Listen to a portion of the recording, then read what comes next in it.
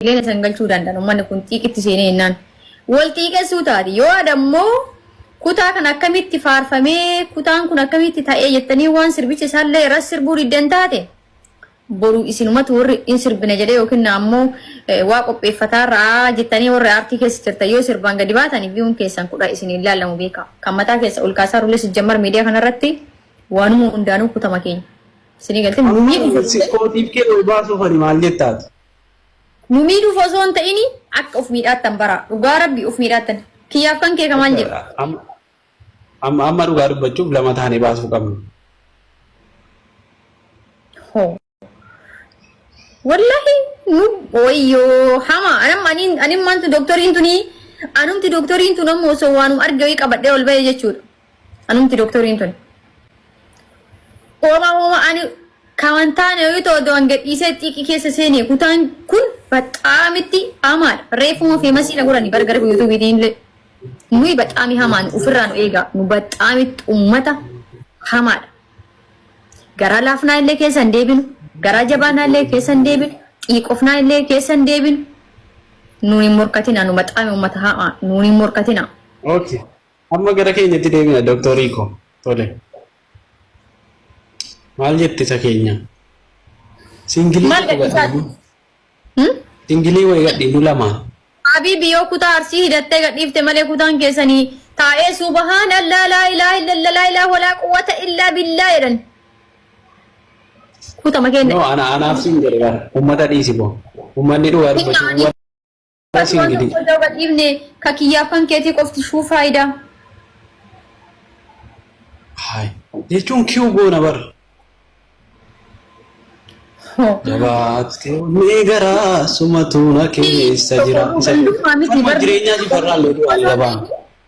Ummatan waggaa meeqa sirboota Oromoo guutuu bahe irraa dhiichisaa baaneetiin munaafiq antala munaafiq qadhaniitiin sababa sirboota nu asirraa sirbinuuf amantaa dhabneetiin miti nu arrabsantu har'a ammoo sirba tokkocha kanarra subhaanallah jedhaa oola. Subhaanallah laa ilaaha illallah qabriin suuraa kiyya wiifa suuraa akkam bareedu jechuu. Kafee masooni feesbuuka irra ooftu. Yuutuubii irratti arguun Qiyama bira waasin jedhu ani gadhiisan waasin jedhu akkam ya Allah ti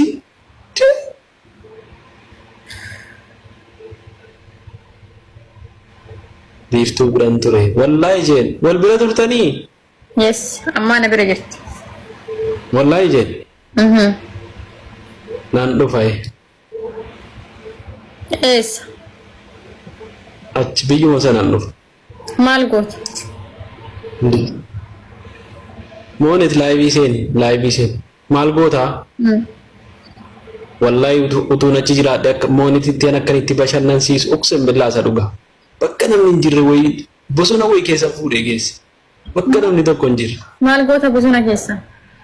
Obbolaadha waa biraa miti dhugaa dubbachuun. Bakka namni tokko hin jirre bosona namni keessa hin jirre bosona cillimii isaa keessa.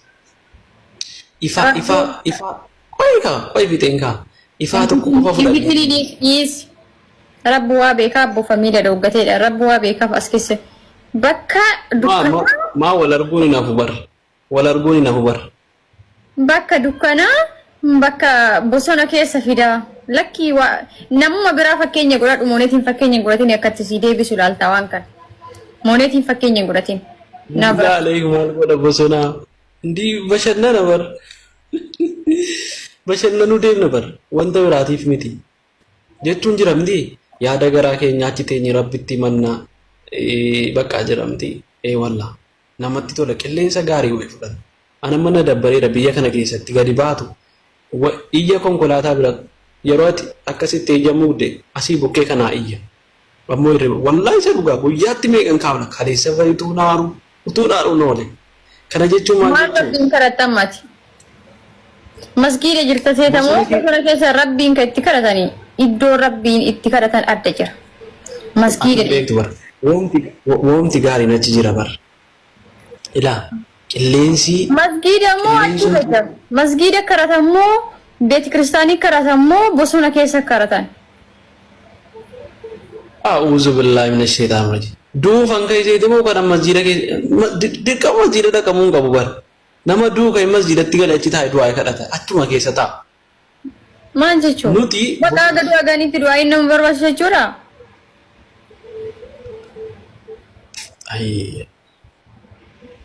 waa siin galle bar. Ulamaan biyya keenya eessatti waa barsiisa muka jalatti warri jechuun fakkeenyaaf nabiyyoonni darban hundi muka jala taa'u. Fakkeenyaaf no wallahi suma dhugaati bar. Fakkeenyaaf Yesuusii yoo fudhatte Matsaaf Qudduusii akka Matsaaf Qudduusiitti yoo fudhatte muka jalatti waa barsiisa.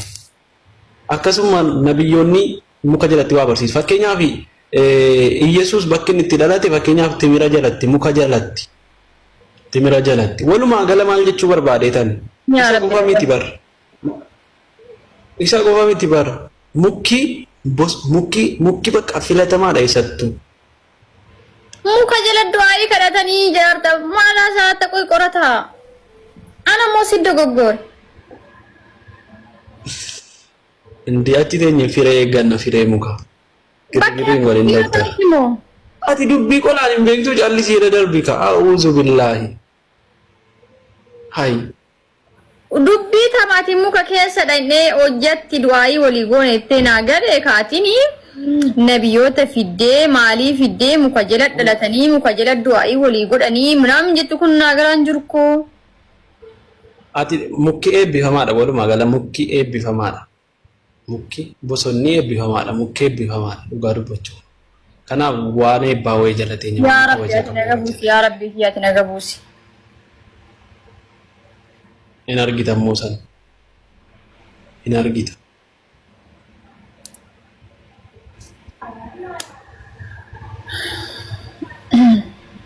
Sanuu maal goona kaameraamanii si godhannu gaafas.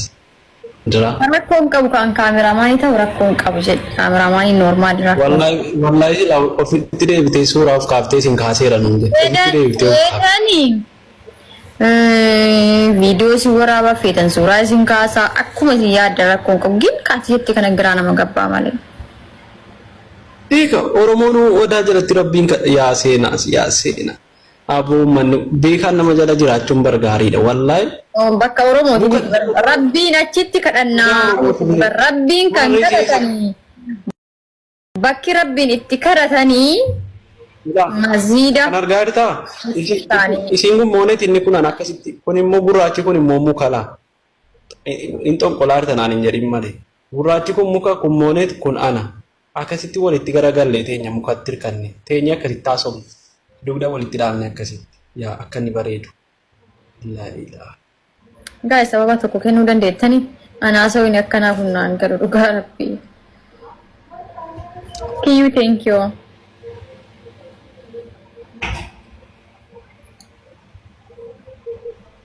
Eeshi.